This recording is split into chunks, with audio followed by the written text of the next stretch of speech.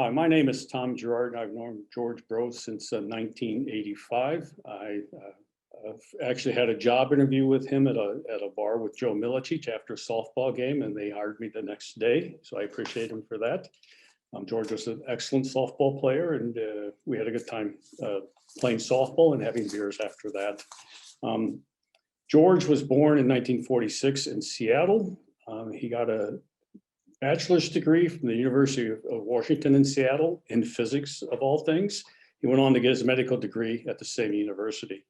He then went to Chapel Hill, where he did his internship and his residency. And in 1976, he moved to St. Louis and joined the lab of Dr. Phil Majerus. While in Phil Majerus' lab, he started studying coagulation. One of the first proteins he isolated was known as human factor VII. He thought that there were three things you needed to isolate a protein. One was a quick functional assay, which he had for factor VIIa.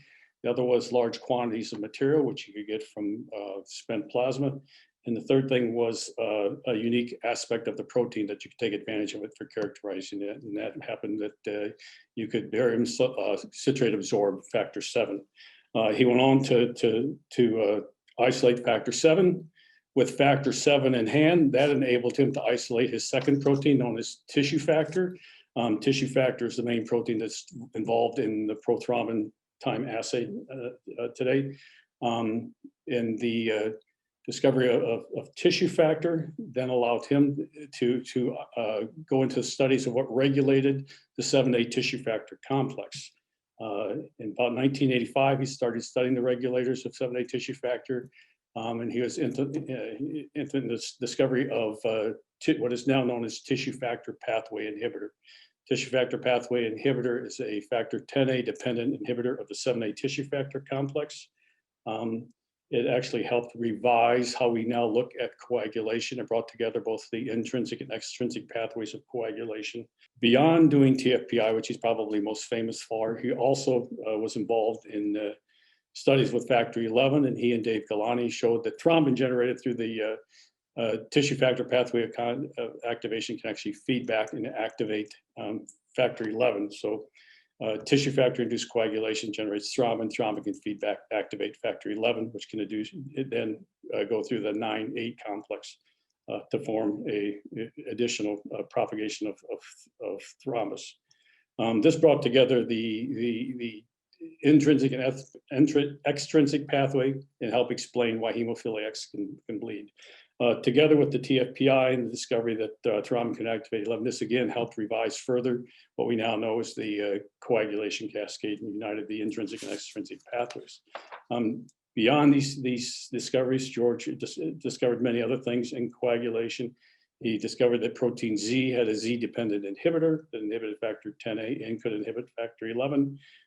He also looked at thrombin activatable fibrinolysis inhibitors and a number of other contributions he made to the field of coagulation. George was mentor to a number of colleagues who are still in the field. As I mentioned, Dave Galani is well known for factor 11. Alan Mast is well known for tissue factor pathway inhibitor. There are a number of technicians that George worked with that were very successful with his work. One of the initial ones that helped him set up his lab was Daryl Higuchi, and another one who helped him do animal studies for, I think she was with him for 26 years, was Nina Lasky. So there was a number of students that George taught as they came through the lab as well. And he was very fond of training patients. I do not have a medical degree, but George taught classes and was very good with the fellows. I was told he was an excellent physician, and he was among the best doctors in St. Louis on a yearly basis. So I believe that to be the case, although I don't have direct experience with him as a physician.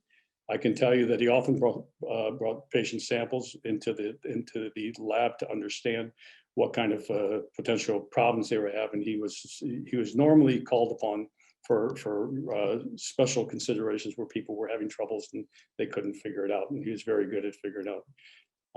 In my mind, George was the best protein purification person I ever knew. He could handle membrane-bound proteins or soluble proteins, and he again was. He could give him a functional assay, and he could purify any protein based on that. with respect to George's personality, he was kind of in my mind, kind of a lone wolf. He was probably one of the most, if not the most intelligent person I ever worked with.